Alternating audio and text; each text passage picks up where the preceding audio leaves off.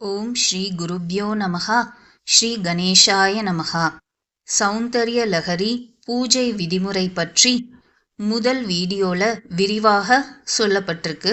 அதுக்கான லிங்க் டிஸ்கிரிப்ஷன்ல இருக்கு. பூஜை முறையிலையும் ஜப முறையிலையும் எந்த சந்தேகம் இருந்தாலும் கமெண்ட்ஸ்ல தெரிவிக்கலாம். முதல் வீடியோவில் பார்த்தாலும் விதிமுறைகள் தெளிவாக புரியும். ஸ்லோகம் 38. ஸ்லோகத்திற்கான மந்திரமும் யந்திரமும். கம். தேவியின் ரூபம் பார்வதி பரமேஸ்வர பராசக்தி வடிவம். ஜபம் செய்யும் விதிமுறை: அன்றாடம் சுத்தமான தண்ணீரில் யந்திரம். நாள்தோறும் 5000 முறை 35 நாட்கள் அல்லது 4000 முறை 44 நாட்கள் அல்லது 1000 முறை 4 நாட்கள் ஜபம் செய்து வர வேண்டும்.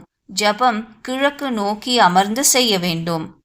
தினமும் ஜபம் செய்து முடித்தபின் சிவப்பு மலர்களால் லலிதா திரிசதி, குங்குமத்தால் துர்கா அஷ்டோத்தரம் அர்ச்சனை செய்து வர வேண்டும்.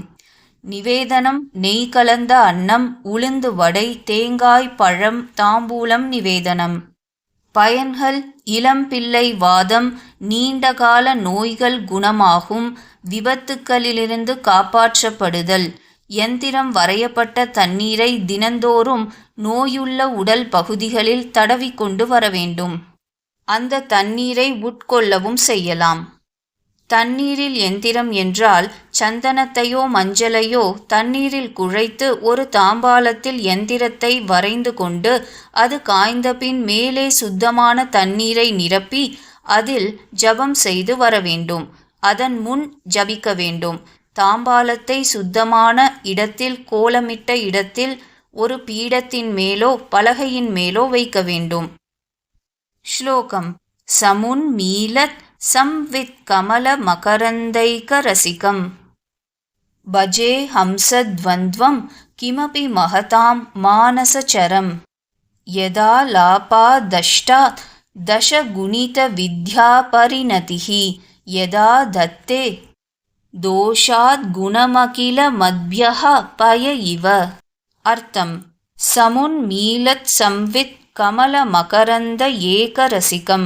நன்கு ஒளிர்கிற ஞானம் என்ற தாமரையின் மகரந்தத்தை தனித்து சுவைத்து ரசிப்பதும், மகதாம் மானசச்சரம் மகான்களின் மனமாகிய மானச சரசில் உலாவுவதுமான, கிமபி இன்னதென அறிய இயலாத ஏதோ ஒரு ஹம்சத்வந்த்வம் ஹம்சத் தம்பதியை பஜே வழிபடுகிறேன்.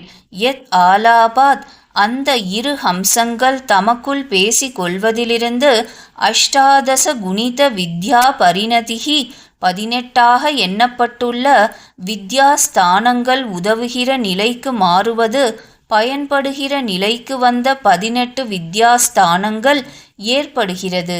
யத் அதனால், அத்யஹ பயஹா இவ நீரிலிருந்து பாலை போல், தோஷாத் அகிலம் குணம் ஆதத்தே குறைகளிலிருந்த நல்லவை அனைத்தையும் பிரித்து எடுத்துக்கொள்கிறது.